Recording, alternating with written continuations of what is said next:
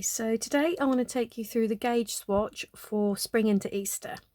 So this is now going to show you the basic stitches that you're going to need for, well, for all overlay mosaic crochet patterns actually. I'm not going to be doing a video for every part of this cal, but I will come back and do a video for the chicks' faces and also for the Easter eggs, because I use some special stitches there. Nothing too complicated, but just they're slightly different. But for everything else, this will show you how to do the basic technique. So my patterns, as always, will include the full written instructions and also a clear mark chart, so you should be absolutely fine however you prefer to do it. Okay, so we need our crochet hook. So if you are using the yarn I suggest with the pattern, which is Starcraft Special Double Knit, that recommends you use a 4mm hook. Now I have discovered that over time I seem to be crocheting slightly looser than I used to with my overlay, so I'm actually going to be using a 3.75mm hook. But basically use whichever hook gives you the finished look you like and creates the sort of size you want. Okay, so we all crochet differently, so what you really want to get is, you don't want too many gaps between your stitches, but you don't want it to be too stiff either, I don't think, not for a blanket anyway. Okay, so that's my hook. Then you'll see I've got a pair of scissors. With overlay mosaic crochet, you're going to need the scissors because you are cutting at the end of every row. Okay, so make sure your scissors are handy. And I mean, for the gauge swatch you probably won't need the stitch markers, but if you're doing anything wider, then stitch markers are a really good idea. Just pop one of them at the end of every repeat, and that'll just help you to see if you've sort of miscounted anywhere a little bit earlier. Okay, and then two contrasting colours. Okay, so I've got the white here, which will be my background colour, and then fondant is going to be the colour for my little Easter eggs. Okay, so to get started, you are going to need to do a length of chains. Now, for my easy border method, where you sort of start with a chain, so you'll be working into the chain on your first round, it's really important that you actually start with a length of chains rather than the chainless foundation methods. The reason for that being that you need a spare chain at each end of every single row, including that very first sort of starting chain. Okay, so we're going to start with a length of chains. Now, if you're, say, making just the gauge swatch as it is, it's only 21 stitches wide. So that's actually, if you want to do, yeah, you could use it as a mug rug or something like that. So if so, and you want to leave a little fringe because you don't want to do the border, just make sure that you leave your ends, I would say, at least sort of 10 to 15 centimeters long. You can tidy them up at the end, and actually you probably want to leave a similar sort of 10 centimeters if you're going to be doing the border, because I like to tie the ends together at the end. That just gives you enough room to sort of work with. Okay, so to get started on the chain, I am not actually going to start with a slip knot on my hook. What I prefer to do is to just wrap the yarn around like so and pull through a chain. But don't pull this end tight. If you pull that end tight, it's effectively a slip knot. If we leave that loose, that will just allow us a sort of an extra kind of bonus chain, just in case we've miscounted and we need an extra one when we start doing our pattern. Okay, so I don't pull that one tight, but I don't count it either, if that makes sense.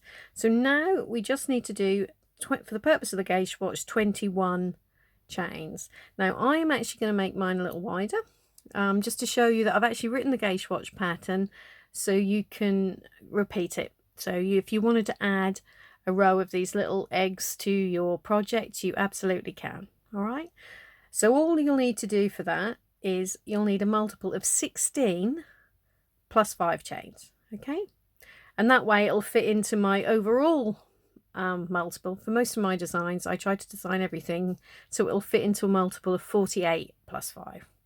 Okay, so 3/16 is 48. So that's what I'm going to do. I'm going to do 48 chains plus the extra 5. Okay, so 53 for me. If you're just doing the gauge swatch, it'll be 21. So chain. Now try not, what you need to do, don't pull these chains really tight. If you find that you do tend to chain really tightly, you might find it easier to just go up slightly to a slightly bigger hook for this first row of chains, or conversely, if you do them really loose, drop down.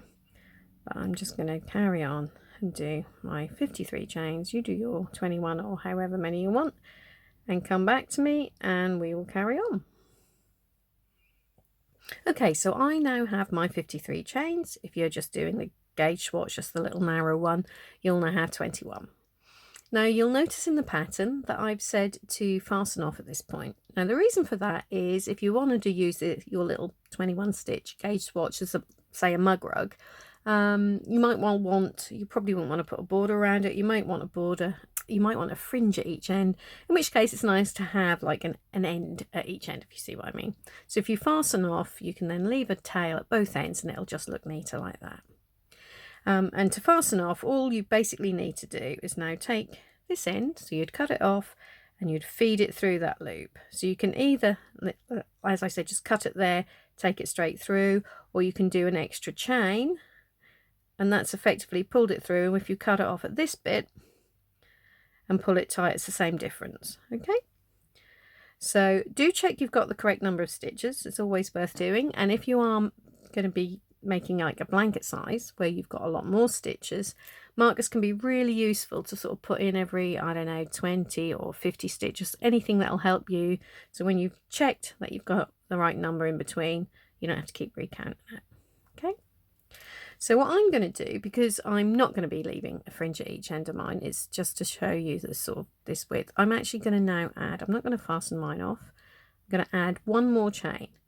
And what that will do, that's just a turning chain. So that's to get my hook up to the correct height for the row of stitches I'm about to do.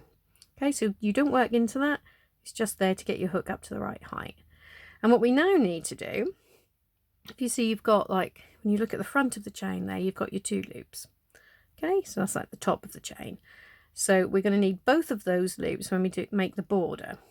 So to make our first row, what we do is we just twist this round, and you should see you've just got a row of like these sort of back bumps on the back. So we're going to be working into them to make our first row. Okay, so miss this first chain, and then we're going to work a double crochet in there. And then every row will start the same. We'll always have a double crochet in that first stitch, and then a chain. And again, try not to pull that too tight. You don't want it really loose, but you don't want it too tight, because you're going to need to get your hook into that when we make the border. Okay, so now we've done that chain, you're always going to miss the chain underneath. So with this next bump here, we're not going to work into that, we're going to start in the next one. So it's just working your double crochets along there.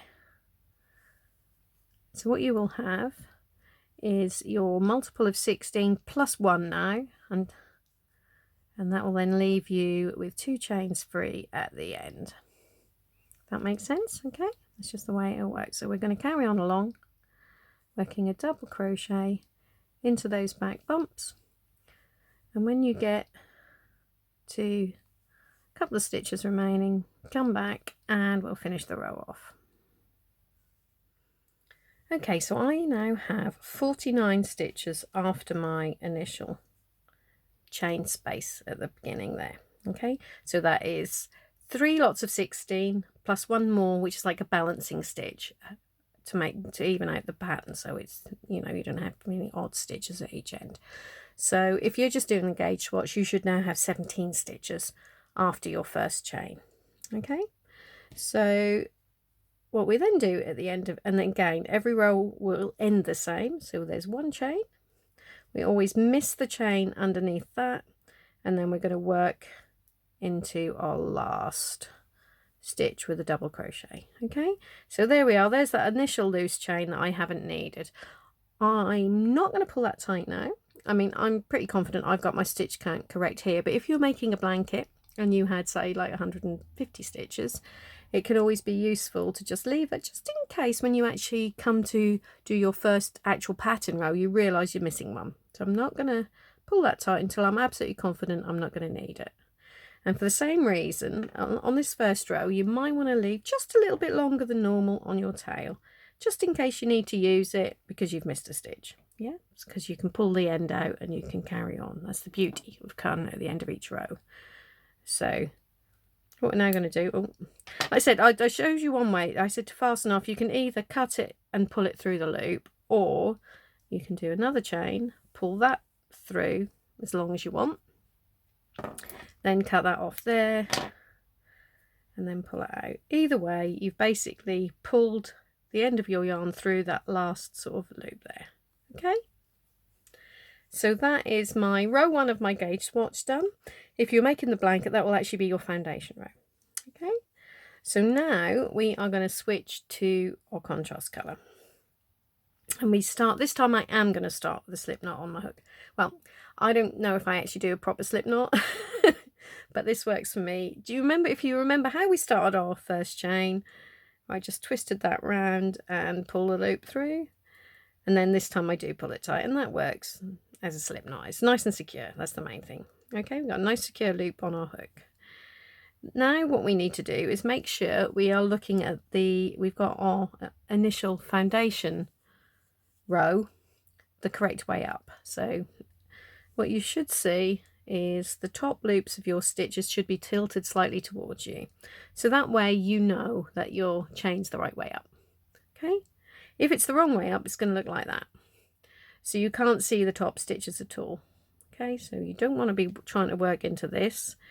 This bit, this is our foundation chain, that first chain we did, and there you can see you've got both of the loops, which we're going to be using for the border. Okay, so make sure that your foundation row, or row 1 of the gauge swatch, looks like that. Okay, so then you know you're at the right side. And then what we're going to do, we are going to start with a standard double crochet under both loops in that very first stitch. Okay, so every row is going to start like that, with a double crochet under both loops, and then a chain, and then we're going to miss this chain. Now for this first row here, or row 2 of the gauge swatch, we are doing very simple. We are just going to be working a row of double crochets, but this time, so everything between your spaces, your chains, is going to only be worked into the back loop. Okay, so we're not working under both loops like so. We are just going to work into that back loop. So if you carry on and do that all the way along until you get to that last chain, and I will see you there.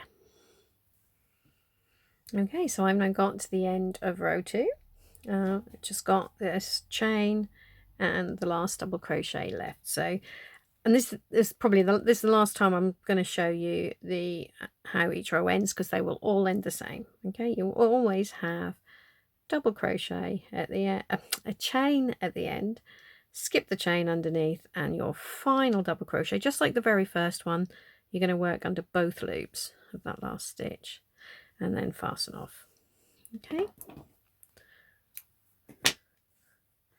right, so far nice and simple. We've just been working double crochets either through both loops or in the back loop for most of it. So now we're going to go back to our first colour again, and oh, excuse me, I got all tangled up there. And we're going to start on making the actual pattern. So again, as we did on row 2 there, we always start with our slip knot on our hook. You need that nice secure knot there. Okay, then we are going to have our double crochet in that first stitch, which is under both loops, and then a chain, and then we're going to miss this chain. So if you now look for the instructions for row 3, or indeed on the chart, you'll notice, if you're looking at the chart, don't pay attention when you make it. If you're following the chart, don't worry about the colour that you can see on there. The colours on the chart are just so you can see how the design's going to end up. The important thing, if you're following the chart, is the symbols. So if there's no symbol on the chart, then you know you're going to be doing a back loop double crochet.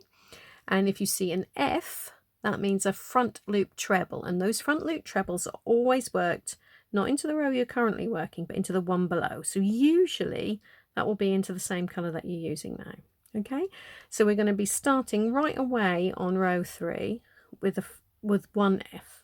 Okay, so miss that chain, and then we come, instead of working into this loop, we're going to work below, and we're going to just insert our hook into that remaining front loop that we had left available and work our treble into that.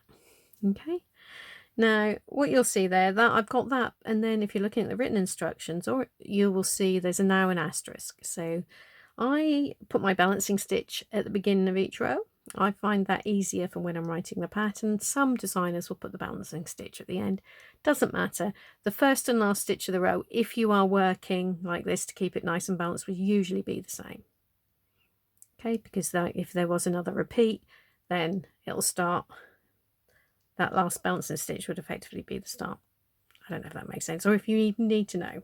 But anyway, so that's our first F there. And if you're looking at the chart, the repeat is inside the sort of heavy, the solid sort of the heavier lines. So I've got a box which shows the stitches in between and what you just repeat along. Okay, so we've got our first F, and then after that asterisk we've got 4 more. So it's just a case, as I said, working 1, 2, 3, so always into this front loop that's there.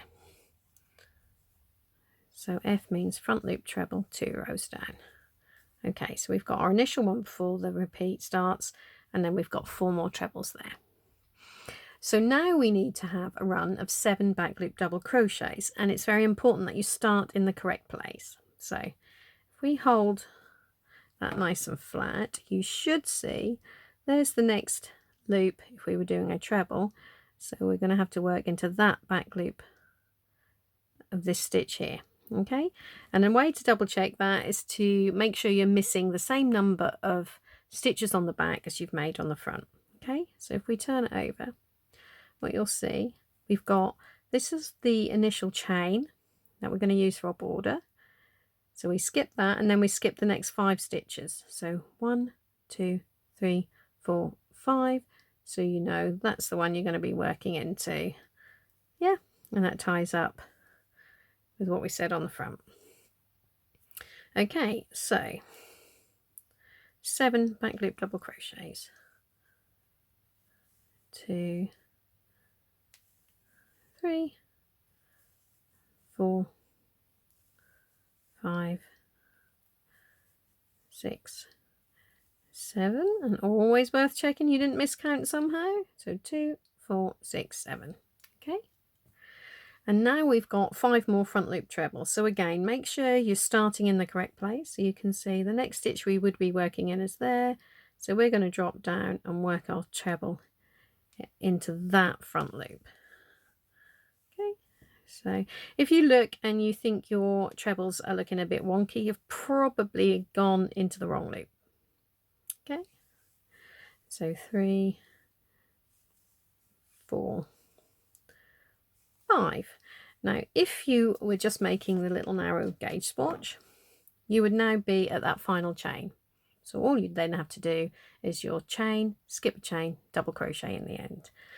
But because I've decided to do 3 little Easter eggs across on my swatch, what I'm going to do is I'm now going to pop a marker in this stitch. So I've now marked that last stitch of my first repeat. And that just helps you to see, on this design you'll probably be okay, but if you've got a more complicated design, it's quite good to do that. And then you've only got to keep checking for like each repeat that everything lines up right. Okay, so I've now got to there. So I'm now going to start again after that asterisk, or after that first bold line if I'm following the chart, with 4 more front loop trebles. Okay, 3, 4. So I now have a run of 9 9 trebles there. Okay, then we've got our 7 back loop double crochets and so on. Right, so I'm now just going to finish this row off, and then I'll come back and we'll run through row 4 together. Okay, so I'm just now come back at the end of row 3 just to show you that I have indeed ended with the correct number of stitches there. My repeat ended with 5 front loop trebles. That's what I've got. I've now reached that last chain. So what I can do, I can now tighten up that first row, that first chain, because I know it's the right width. Okay, So if you'd found that you didn't have the correct number and they all looked right in between, you count it back there, then it's probably that you had the wrong amount to start with. And if you need to add any extra, you could have just worked into there. Okay. Right, so to end the row, one more time, chain, skip that chain, double crochet under both loops in that final stitch. Okay. So that's row 3. We'll now do row 4. So change colour again, slip knot on hook. And then we're going to start as always with our double crochet in that first stitch under both loops, then a chain. Now if you see on row 4, we're going to be starting with 1 back loop double crochet before our repeat. Now as you'll probably notice, as we've got trebles on our previous row, we can't actually do a treble now. It has to be a back loop double crochet. So if you are following a pattern and it appears to tell you to do a treble when you've got a treble, the chances are you've miscounted somewhere. Okay, I mean, it could be a mistake in the pattern, but it's most likely that you've miscounted somewhere. So check your counts. The easiest way to do overlay mosaic crochet is really easy. But the most important thing is to keep checking your count. As long as you've counted correctly, you should be fine. Okay, so I'm starting with a back loop double crochet before the repeat, and then 4 more. Can't do anything else anyway, but that's what the pattern says too. 3, 4. Okay, so now we have got 3 front loop trebles. So work into that front loop again. 1, 2, 3. Then 1 back loop double crochet. So again, make sure you're working into the correct place. So the stitch that's right above this, what would be the next one there. And then 3 more front loop trebles. Okay. 2, 3. And then we end our repeat with 5 back loop double crochets, which should take us to our little marker, or if you are only doing the standard little gauge swatch width, that will now mean that you're right up to your chain at the end. Okay, what I'm going to do, I'm actually going to leave that marker there, because on the next row we are going to be working a front loop treble into there. So if it had moved it up a row, then it'd be behind it. Okay, but that'll still be the same. So I've now completed my first repeat, and I'm going to start again with 4 more back loop double crochets, as I said. So that will be row 4, and then when you've done yours, come back and we'll do row 5 together. Okay, so that's row 4 done.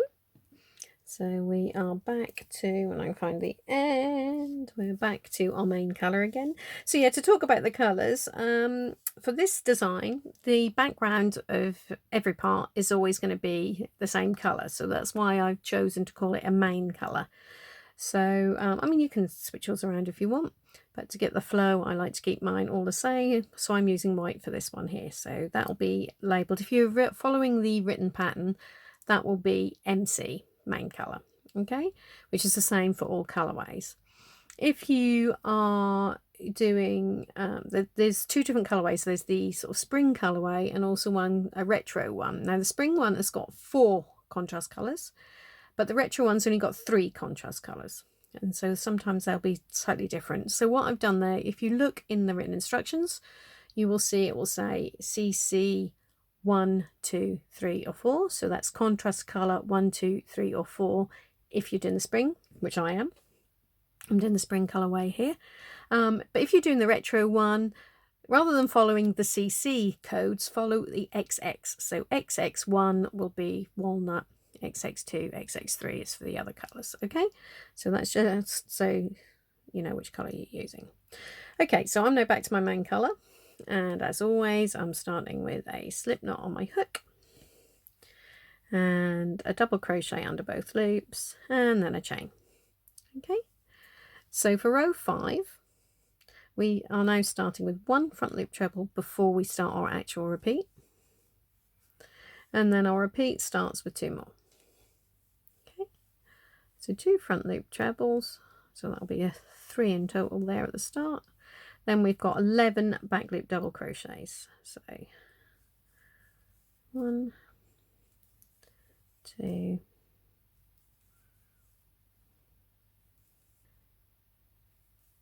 10, 11. And so you should find that they are centered nicely across our squares there, so our trebles from below. So we've got 2 back loop double crochets there before we've got the 2 there, so it's nice and centered, you know you've done that right. And then our repeat ends with 3 more front loop trebles, and that will take us to that marker.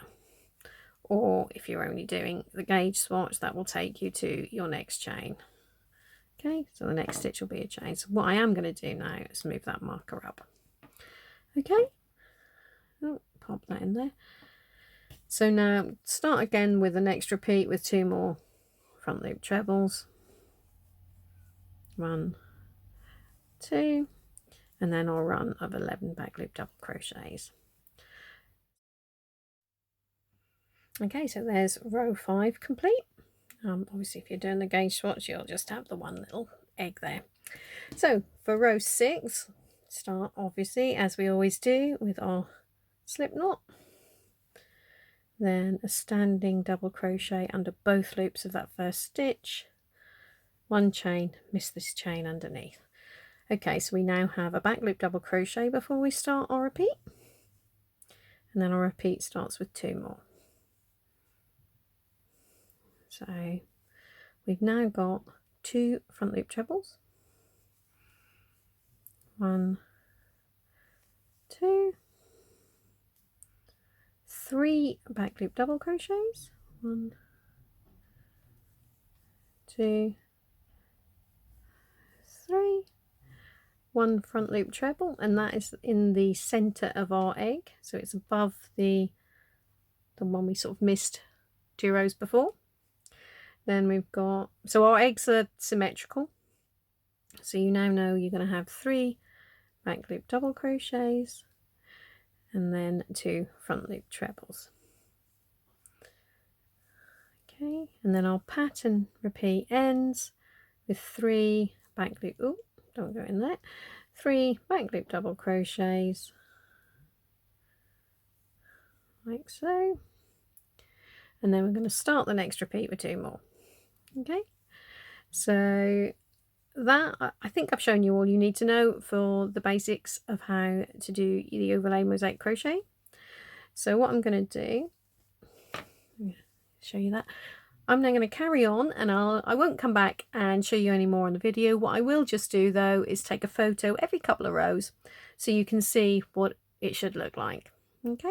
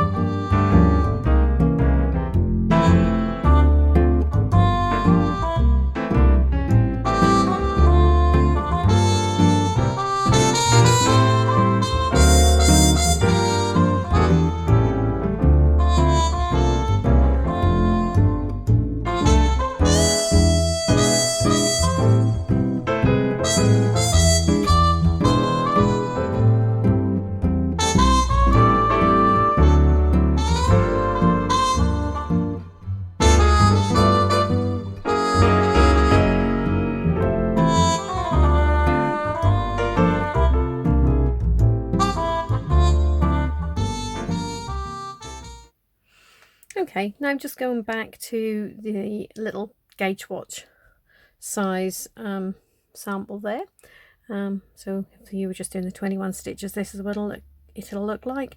And just to show you how we measure it, okay, just in case there's any confusion, because I know sometimes I will say that the gauge is so many stitches to 10 centimeters. This time we're actually just going to measure the actual swatch.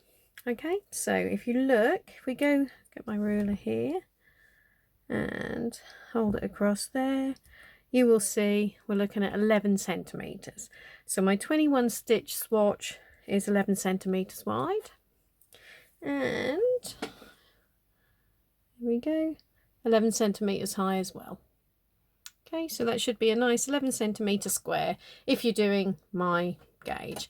If it's something different, don't worry too much about it. As long as you're happy with the way it looks, the way the stitches look and the way it feels, sort of make sure it's not too stiff or too sort of, you know, just make sure you're happy with it. If your swatch is a little bigger than mine, of course that does mean you may need a little bit more yarn, and obviously if it's smaller you'll probably use less.